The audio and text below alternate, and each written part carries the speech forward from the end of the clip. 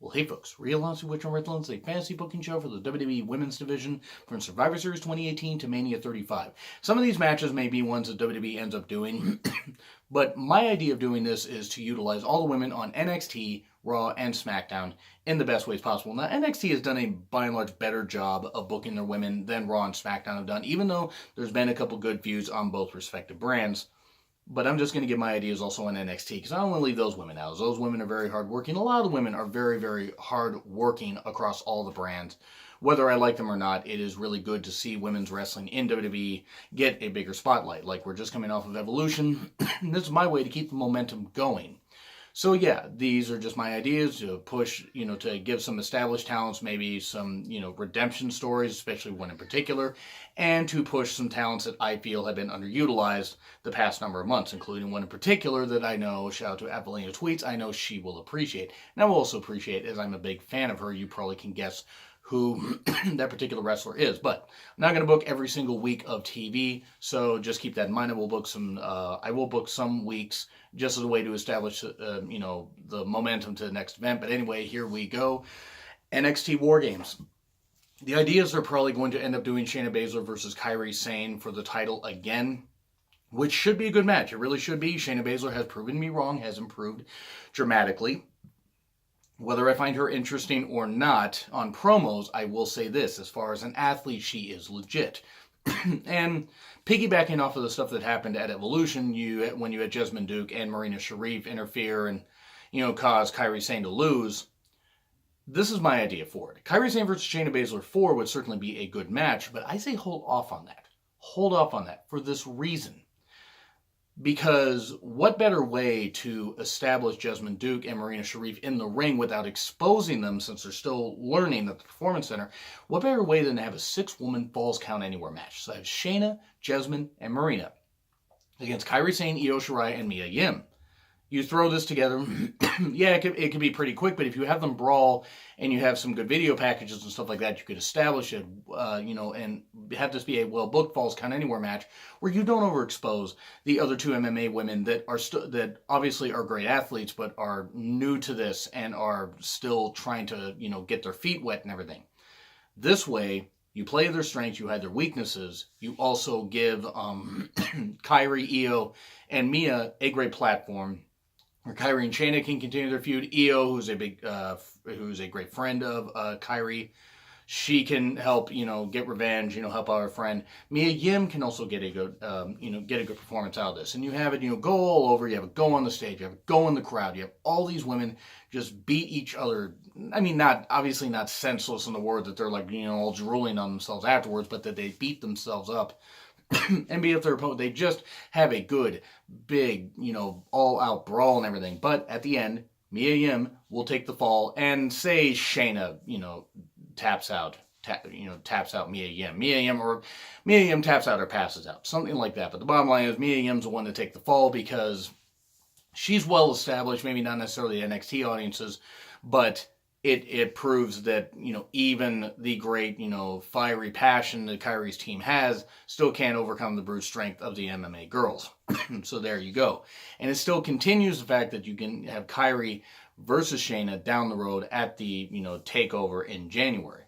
And then you get to where you're going to have, obviously the 5-on-5 match with the women, for Raw and SmackDown. And piggybacking off the whole thing where Charlotte feels that she's not worthy to be the captain of the team, Paige ends up making her the captain of the team, says, no, even with these losses, you deserve it. You absolutely deserve it. You're 100% going to be the captain. Other women are jealous on the team because the team ends up being Charlotte captaining a team of Sonya Deville, Asuka, Zelina, and Carmella. Mandy, the reason I'm not going to put Mandy there, and it's nothing against Mandy. Mandy and Sonya work fine together as a team, but I feel like you need your best workers, especially since if you take a look at Raw's women's division and how they've been booked, and you take a look at SmackDown's, after a couple of them, you really don't have a lot of well-established depth on that roster. And that's not knocking the women, that's just how they've been booked. So this is the way you help SmackDown out. So you got that team against Bayley, Sasha, Natty, Nia, and Alicia. And Alexa's outside, since Alexa's still dealing with, the after effects of a concussion. So you have Alexa outside for Team Raw, and you have Mandy outside for Team SmackDown. And Bayley can be the team captain and stuff like that. But you get a little underlying jealousy that you're going to plant here for Bayley and Sasha, because by Mania 35, I'm going to have a match for. I'm going to have a Raw Women's title match. I'm going to have a SmackDown Women's title match, and Bayley versus Sasha is going to happen on the main stage. And you're also going to have a tag team match on there. You're going to have four women's matches on the main card. And why is that? Because the women deserve it, honestly. And let's be perfectly honest, if you're going to have that many titles, put them on the main goddamn show. But anyway, before we get to that, order of elimination. So Charlotte's the captain, right? Charlotte goes out first.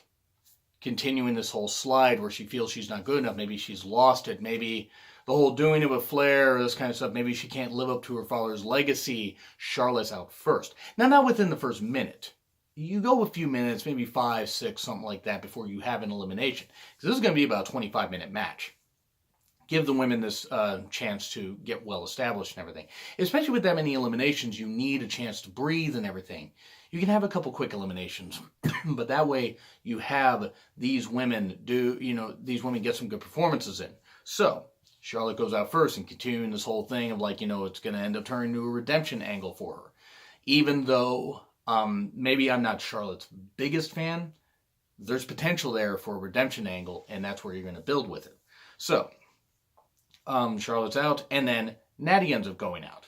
And Sonya is going to be the one put over strong here. Now, Sonya and Asuka will be the ones taking out most of the women, as honestly, that's how you should reestablish Asuka, but also establish Sonya, who is a Dynamite performer, if just given the goddamn chance. My personal opinion, but the opinion of some, I'm sure, are watching this video. I just see something with Sonya. I just do.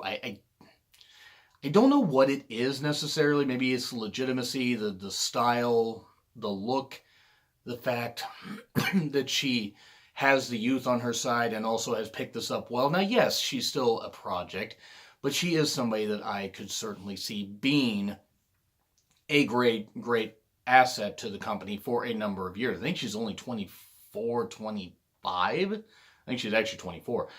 But still, she is somebody to about 34, 35 could be somebody you could, to that point, you could do great things with. And if she keeps herself in great shape, and that's the one thing I do want, just a little sidetrack here. On some of my Mae Young Classic reviews, I have said about some of the women that are 35 or over, it's amazing how well they can perform. A lot of the women into their 40s and maybe some even into their 50s, they do that in Japan, can still put on some great matches. And hopefully WWE can buck the trend that they tend to have by pushing women down the card further, unless they're like Trish or Lita, and even Mickey to an extent. If pushing them down the card just because they hit the age of 35 and stuff like that.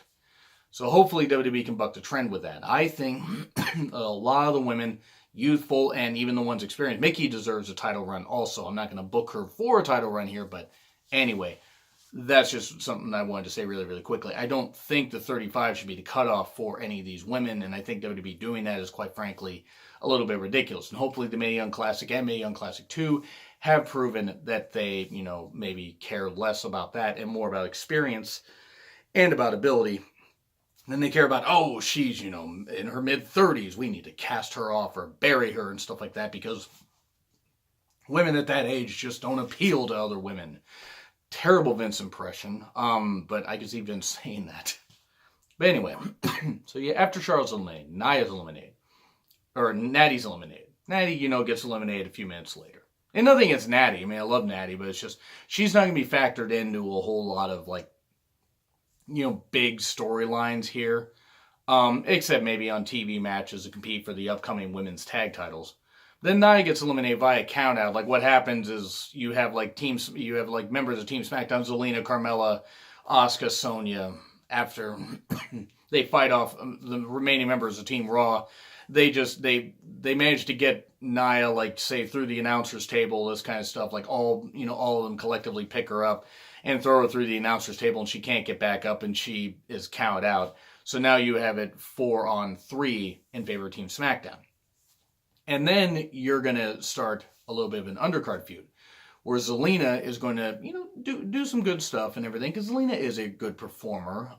She will get eliminated after Carmella accidentally, does this thing where, like, Zelina's holding Sasha or something like that, and Carmella tries for something, and Carmella accidentally ends up kicking Zelina, knocks her out. Bayley runs in, knocks down Carmella, and then Sasha Banks gets the bank statement on Zelina, and there you go.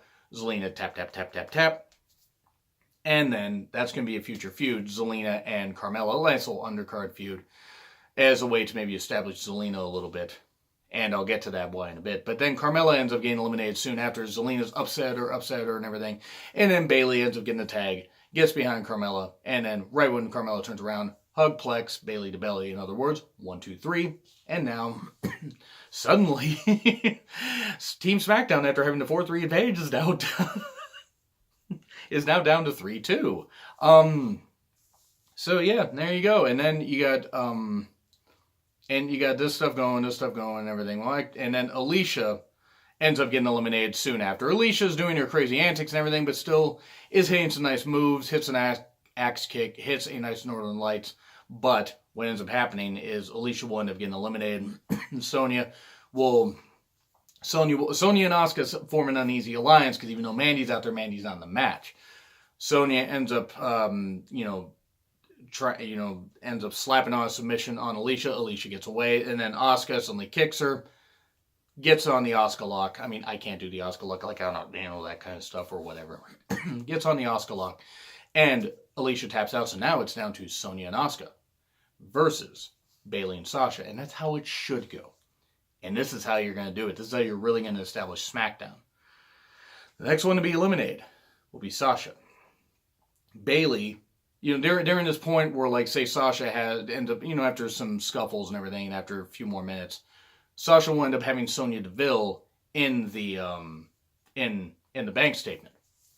And just as it looks like Sonya's about to tap out, Asuka will end up trying to do a run-in.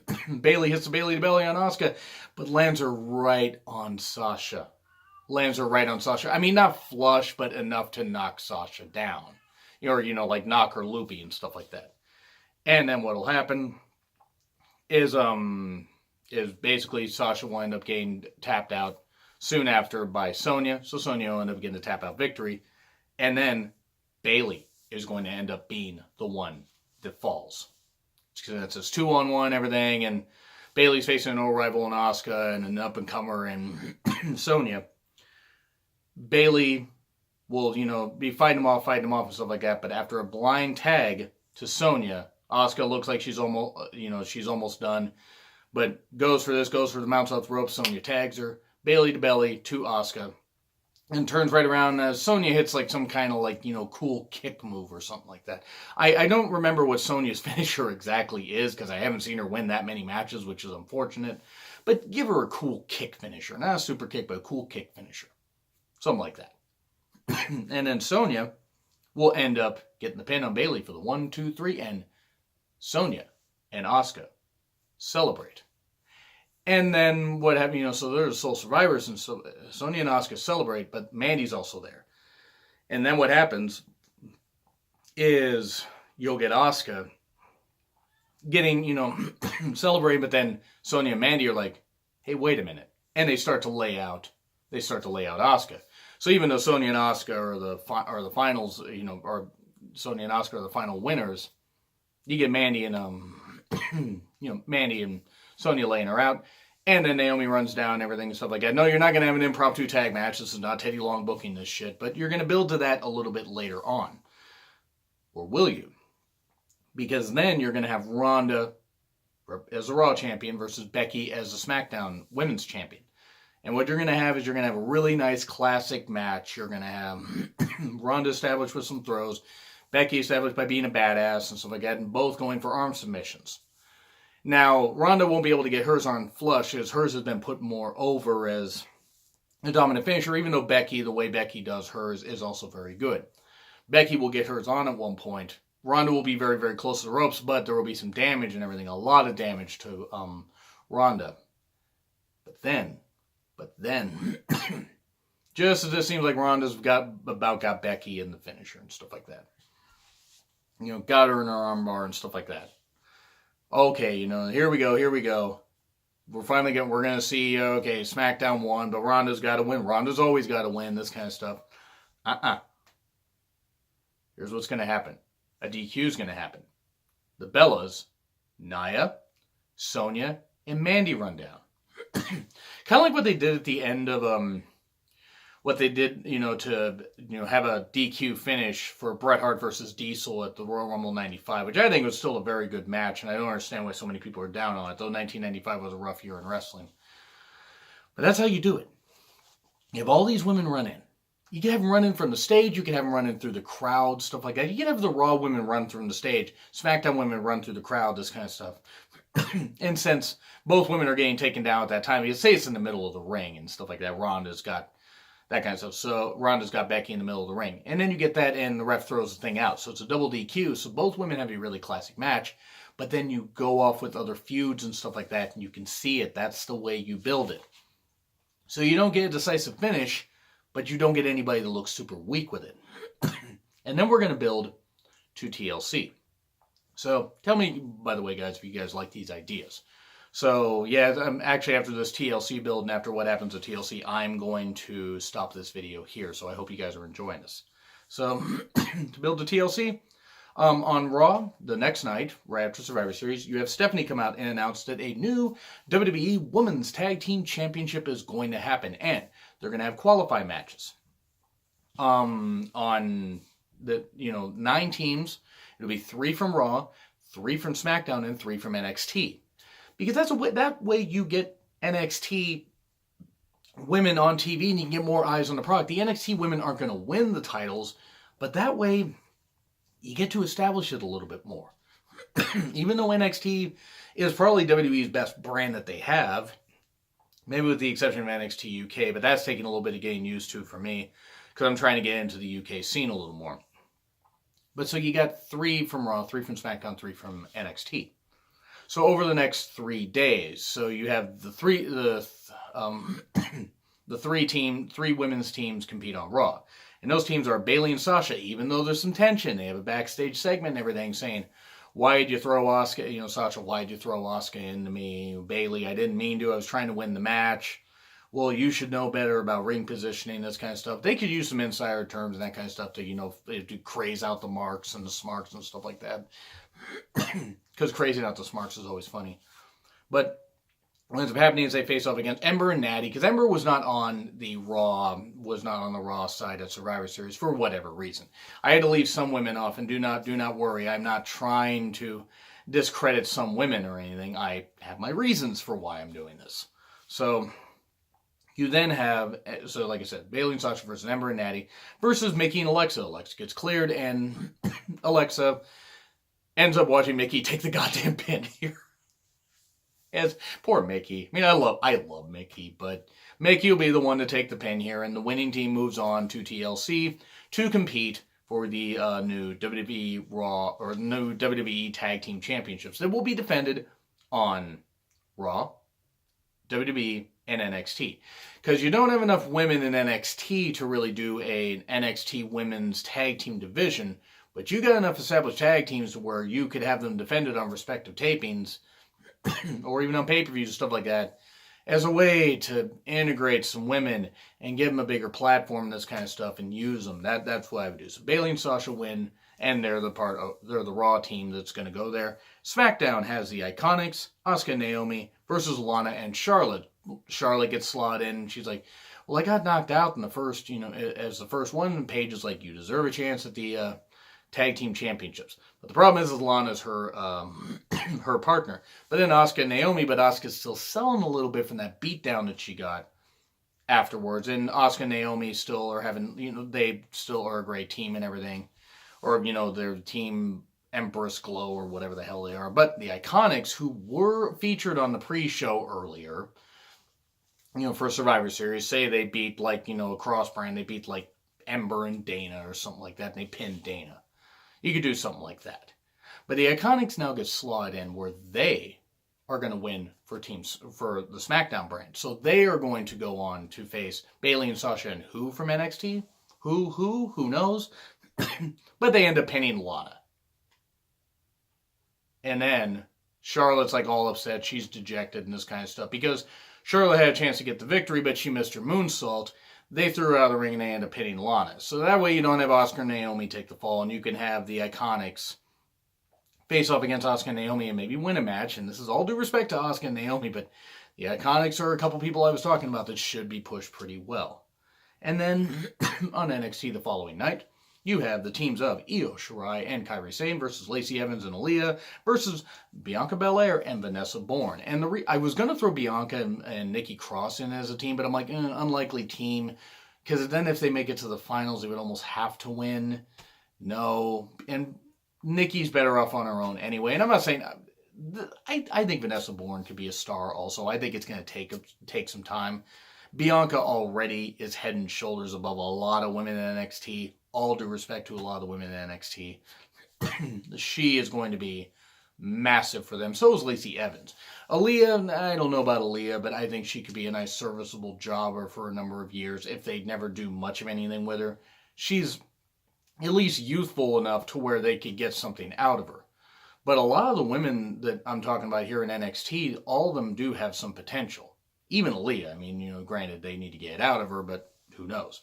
Io Shirai and Kairi Sane will be the ones to get the victory here. Vanessa Bourne takes the pinfall.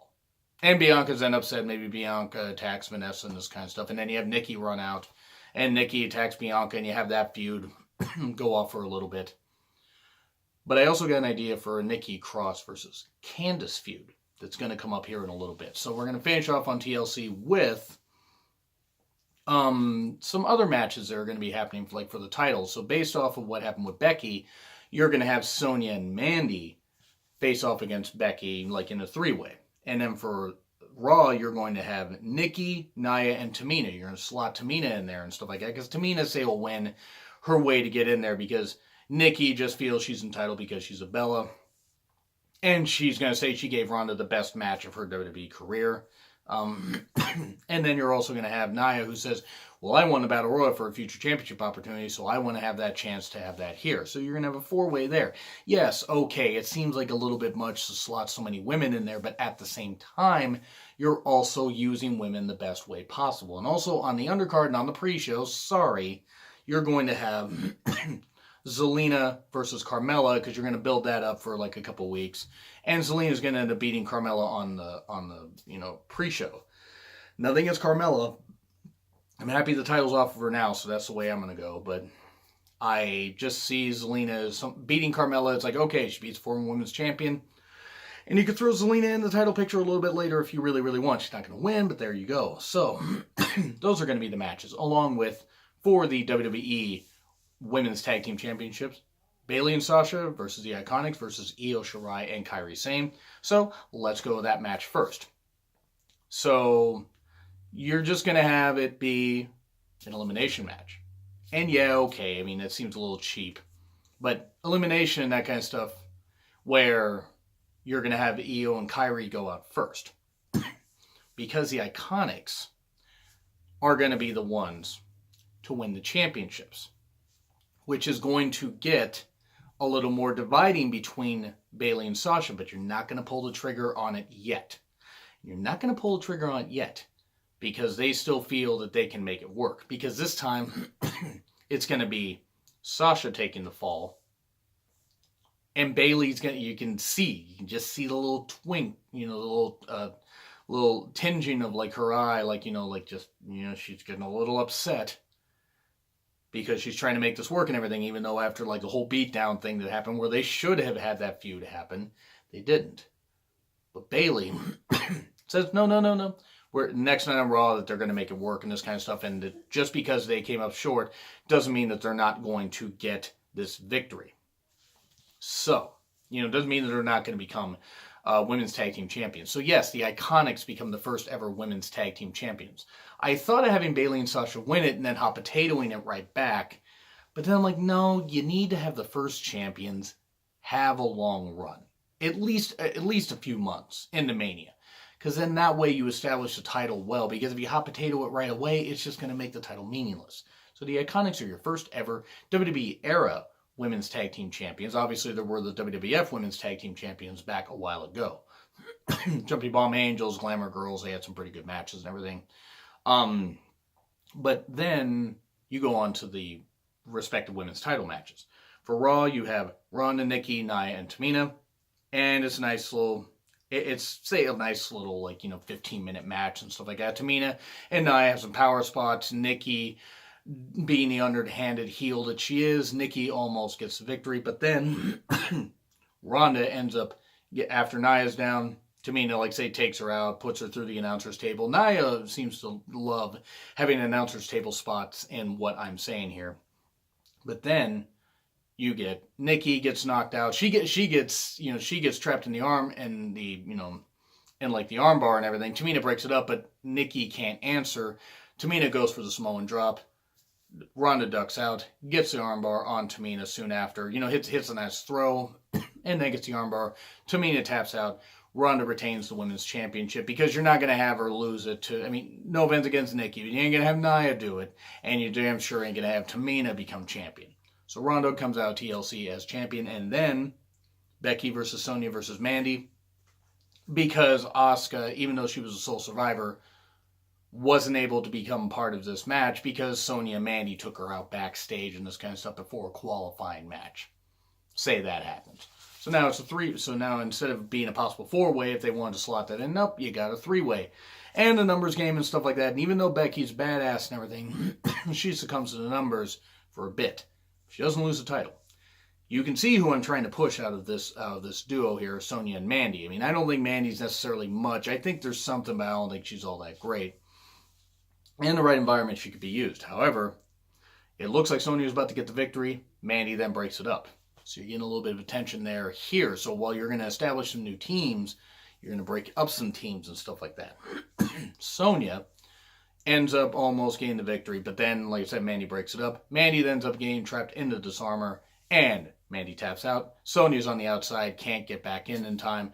Becky retains, and coming out of TLC, that's what you're going to have. So now I'm going to talk about the Rumble in the next installment. So anyway, what do you guys think? You guys like the fantasy booking thing I've done so far? Let me know in the comments. Like, share, subscribe. My Twitter handle is in the description. It's been Real Honesty with John Rittland, and I will see you soon.